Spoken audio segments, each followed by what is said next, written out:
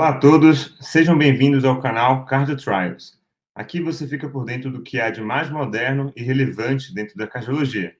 Antes de começar esse vídeo, peço só que se inscreva no canal e ative a notificação no sininho para que você ajude a crescer o canal e seja informado quando a gente for lançar um vídeo novo. Complicações no pós-operatório de cirurgia cardíaca. Bom, a gente sabe que tem diversas complicações no pós-operatório, mas eu separei aqui pelo menos três, que são aquelas que têm um pouco mais usual, que a gente vê com um pouco mais de frequência, que costumam atrasar a alta do nosso paciente no pós-operatório de uma cirurgia cardíaca. E seja ela qual for, cirurgia cardíaca de valvar, coronariopatia, mesmo a ortopatia, seja ela qual for, esse espectro provavelmente é o que vai atrapalhar a alta do nosso paciente. Seria a FA no pós-operatório, a síndrome pós-pericardiotomia e a infecção de ferida operatória. Então, vamos começar falando da FA no pós-operatório, de maneira bem objetiva também. Começando com 3 casos clínicos que no final a gente vai retomar. Então, primeiro, paciente 1 com uma FA 170 de frequência cardíaca e uma PA de 7/4. Paciente 2, também FA 140 de frequência cardíaca, 12,8 de PA, saturando 96 em ambiente, mas com queixa de palpitação. E o terceiro seria o paciente com FA, frequência cardíaca de 110, com uma PA de 13/75 e saturando bem em ambiente, sem outras queixas. Então, esses são 3 casos que a gente vai resolver ao longo desse nosso bate-papo com FA de pós-operatório. Então, o primeiro erro que a gente costuma ter quando a gente vê um caso de FA no pós-operatório é achar que ela é muito parecida ou tem os mesmos preceitos aí daquela FA que a gente vê no ambulatório. Mas ela não, são 2 entidades muito distintas, né? Aqui a gente está falando de um tipo específico de FA, onde ela é causada eminentemente pela manipulação atrial na cirurgia, por inflamação no pós-operatório. Então, o trigger para essa FA, ele costuma ser bem mais distinto e a gente vai, na condução do tratamento, se guiar mais por esses 2 componentes, tanto de manipulação e inflamação pós-operatória, que são os triggers principais aí para FA no pós-operatório. Então, a gente sabe que, como definição, seria uma FA que aparece nova nas primeiras semanas ali do pós-operatório, mas costuma aparecer na primeira semana, e 20 a 40% das cirurgias cardíacas pode acontecer, e em 10 a 20% das cirurgias torácicas também pode acontecer. Isso é curioso porque reforça também um ponto da característica da fisiopatologia dessa FA, porque mesmo em cirurgias onde eu não tenho manipulação cardíaca, manipulação atrial, ou seja, eu estou fazendo uma pneumectomia, tirando um nódulo pulmonar, qualquer cirurgia torácica que seja, a incidência dessa FA é por volta de 10 a 20%. O que isso me traz de mensagem? Que não necessariamente é só aquela manipulação cardíaca que pode ter um trigger, mas sim a inflamação de uma maneira geral. Inclusive, cirurgias abdominais têm relatos aí de até 5% pode cursar também com FA. Então, a inflamação costuma ser o grande trigger aqui, mas naturalmente nas cirurgias cardíacas, onde eu tenho manipulação cardíaca, isso aumenta muito mais, e aí por volta de 1/3 das cirurgias cardíacas vão cursar com FA no pós-operatório. Naturalmente, isso prolonga o tempo de UTI, o tempo de permanência hospitalar, dos estudos por volta de 7 a 10 dias de aumento da internação hospitalar, aumenta naturalmente os custos também, da ordem de $10.000, o custo para o paciente que faz aí uma FA no pós-operatório, e também temos aumento de mortalidade a curto e a longo prazo, porque o paciente tem maior risco de fazer novos eventos de FA, AVC, até mesmo óbito. Como eu estava comentando, a gente tem, na FA pós-operatória, a gente tem diversos componentes que podem culminar com o evento da FA. A gente tem eventos pré-operatórios, eventos perioperatórios que acontecem na cirurgia e mesmo eventos pós-operatórios. E uma vez que a gente soma todos esses fatores, a gente tem um pico de incidência da FA no pós-operatório ali por volta do 3º, 4º dia da cirurgia. Dos eventos pré-operatórios, o que é aquele que a gente sabe que tem correlação com maior risco, né? Então, seria o gênero masculino tem um maior risco de fazer FA no pós-operatório, paciente com história prévia de FA, paciente com história de insuficiência cardíaca, paciente com hipertensão, obesidade e mesmo paciente com DPOC. Então, esses são fatores pré-operatórios que o nosso paciente pode aumentar o risco, pode então ter o aumento do risco de fazer FA no pós-operatório. E aí, como atuar nisso? Então, naturalmente, se eu consigo controlar a obesidade do meu paciente, se eu consigo fazer o paciente ter um controle hipertensivo mais adequado, eu deixar esse paciente estável do ponto de vista da insuficiência cardíaca, eu tenho um controle melhor ali de hemoglobina glicada.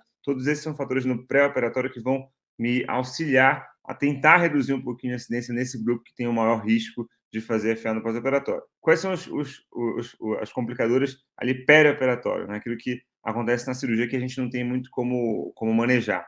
Então, cirurgias de válvula mitral, especificamente, costumam ter maior associação. Quanto maior o tempo de clampeamento da aorta, isso também aumenta o tempo a chance de FA. Os pacientes que têm maior tempo de SEC também aumenta muito o risco de FA. Então, mas esses são fatores que fogem um pouco do nosso controle como clínico, fica mais a cargo da cirurgia, mas via de regra, cirurgias valvares e tempo de SEC prolongado costumam estar associados, então, com uma maior taxa, maior incidência de FA no pós-operatório. No pós-operatório que volta, a gente pode atuar também, a gente como clínico, né? Porque seria os componentes em que, especialmente no pós-operatório na UTI, que a gente pode tentar evitar. Então, o primeiro seria aquele paciente com uso de drogas vasoativas, né? A gente costuma, às vezes, o paciente sai da cirurgia cardíaca sempre em uso de dobutamina, com doses altas de vasopressores. Então, quanto maior o tempo desse paciente com essas drogas vasoativas, maior o risco de precipitar FA. E aqui chama atenção especialmente a dobutamina. Por mais das vezes o paciente está ali com índice cardíaco bom e está com um débito cardíaco bom, mas acaba que a dobutamina acaba ficando por um bom tempo ali e a gente é um pouco passivo, às vezes, nesse desmame da dobutamina no pós-operatório. Então, quanto mais breve a gente conseguir tirar essa droga vasoativa, menor o risco desse paciente ter, então, aí é uma FA no pós-operatório. A gente tem aqui tempo de ventilação mecânica, quanto maior o tempo do paciente entubado no pós-operatório, também maior a chance de fazer FA no pós-operatório. Por isso, diversos protocolos de extubação precoce acontecem. Quadros infecciosos também no TI podem estar associados também com maior taxa de FA no pós-operatório. Então, pensando nos fatores pré, peri e pós, basicamente são esses que têm o maior risco do paciente vir a cursar com FA. Do ponto de vista de tratamento, estratégia de intervenção, o que a gente tem basicamente são estratégias farmacológicas, onde a gente tem beta-bloqueador, amiodarona e sulfato de magnésio como os principais atuantes ali. Tem alguns estudos controversos com outras medicações, mas essas são as que a gente mais usa. De não farmacológica, a gente tem ali a pericardiotomia posterior, que tem associação com redução de FA pós-operatório, e mesmo estimulação arterial, que é algo que a gente não faz muito no contexto da cirurgia cardíaca. Bom, falando especificamente dos beta-bloqueadores, a gente sabe que ele reduz muito a incidência de FA no pós-operatório de cirurgia cardíaca e torácica. Não tem muitas diferenças estatísticas quanto à redução do risco de AVC ou morte, mas tem forte evidência ali para o uso nas cirurgias cardíacas e até boas, razoáveis para não cardíacas, e é a nossa medicação de eleição aqui na condução desses casos. Lembrando que o paciente que já faz uso de beta-bloqueador no pré-operatório, a suspensão também é um outro trigger aí para ele fazer FA no pós-operatório. Então, a reintrodução precoce nesse pós-operatório é uma opção interessante para esse perfil de paciente, uma vez que você tem ali na suspensão do beta-bloqueador, você tem ali um trigger a mais para que esse paciente venha a desenvolver FA. A amiodarona, ela também é uma medicação muito utilizada para a gente, né? Reduz as taxas de FA no pós-operatório, tanto de cirurgia cardíaca quanto torácica. Ela está associada com menores tempos de internação, tem um pouco mais de efeito colateral, né? A amiodarona pode ter impregnação tireoidiana, pulmonar, ocular, enfim, tem uma série de complicadores associados à amiodarona, mas ela tem o seu papel também. E também, de novo, não tem associação com mudança de taxa de AVC ou morte no pós-operatório. O sulfato de magnésio é sempre uma carta na manga para a gente.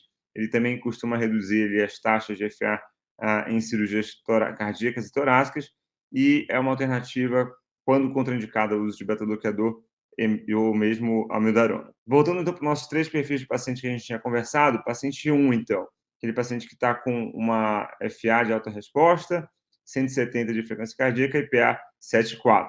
Paciente 2, o paciente também está com uma FA de alta resposta e aqui com queixa de palpitação, e o paciente 3, aquele paciente que está com uma FA com 110 de frequência, sem nenhuma outra queixa associada. Lembrando que para todo e qualquer paciente com FA, naturalmente, antes de pensar em tratar, tal como FA do pós-operatório, eu tenho que descartar causas reversíveis, seja ela anemia, distúrbio hidroeletrolítico, paciente sepsemiado, paciente com tireotoxicose, enfim.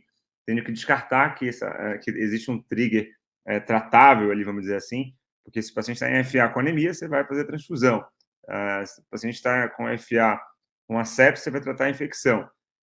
Então, primeiro se descarta essas etiologias reversíveis, uma vez que a gente se certificou que isso não envolve esse espectro, aí sim a gente pode conduzir o paciente como FA de pós-operatório. Então, voltando aos casos, primeiro, no caso 1, é um paciente que está hipotenso ali, né? Ele está com 7,4 de PA. Então, ele configura, na verdade, um ataque à arritmia instável. Então, aqui é a CLS. Lembrar do paciente com taquicardia instável, lembrar dos 5 Ds, onde o paciente tem o primeiro D, a diminuição da pressão, com hipotensão, dor torácica, no caso angina, desmaio, no caso da síncope, diminuição do nível de consciência, com rebaixamento do nível de consciência, e D de dispneia. Então, o paciente com um desses 5 Ds, a gente não tem muito o que conversar, ele vai ter que fazer a cardioversão mesmo e vai para o protocolo de SLS. Então, o caso 1 seria a cardioversão elétrica. No caso 2, é um paciente ali que está com uma FA 140 de frequência cardíaca, 12,8 de PA, saturando bem, mas está com uma queixa de palpitação. Então, aqui, existiriam outras opções, mas o que a gente considera mais prudente seria fazer a melhorona EV, dose de ataque, manutenção. O sulfato de magnésio é uma opção, e aí a gente vai tateando esse paciente com o uso de amidarona, uma vez que ele está com sintomas, está com uma frequência um pouco mais alta. E no caso 3, seria o paciente que está com uma frequência cardíaca ali, também FA, com uma frequência cardíaca de 110, sem nenhuma queixa. Então, esse é aquele paciente que a gente pode ou voltar ao beta-bloqueador se ele já fazer o uso no pré-operatório, ou mesmo introduzir um beta-bloqueador ali no pós-operatório, que a gente vai conseguir manejar isso mesmo por via oral, então sem muito sofrimento. E quanto à anticoagulação, né? Para quem que anticoagula e por quanto tempo esse paciente que faz FA no pós-operatório vai ter que anticoagular? Então, quem anticoagula geralmente é aquele paciente que fica por mais de 48 horas em FA ou que tem episódios reentrantes de FA no curso da primeira semana desse pós-operatório. Então, geralmente são esse perfil de paciente que a gente vai pretender anticoagular. A anticoagulação aqui é feita com Marevan, com TP entre 2 e 3, né, o RNI entre 2 e 3.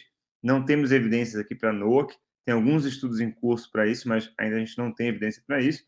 E o que a gente tem de tempo de anticoagulação, geralmente fica por 4 a 8 semanas.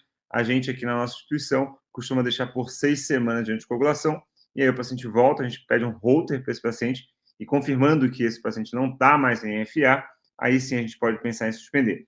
Lembrando que mais de 80%, 90% dos pacientes que fazem FA no pós-operatório já vão de alta em ritmo sinusal, mas mesmo assim a gente mantém a anticoagulação por 6 semanas, e uma vez com o holter a gente consegue pensar na suspensão aí da anticoagulação. Obrigado por assistir esse vídeo do Cardio Trials. Se você gostou, curta e compartilhe esse vídeo. E também deixe seus comentários, perguntas, dúvidas e sugestões, que para a gente é super importante. Até a próxima!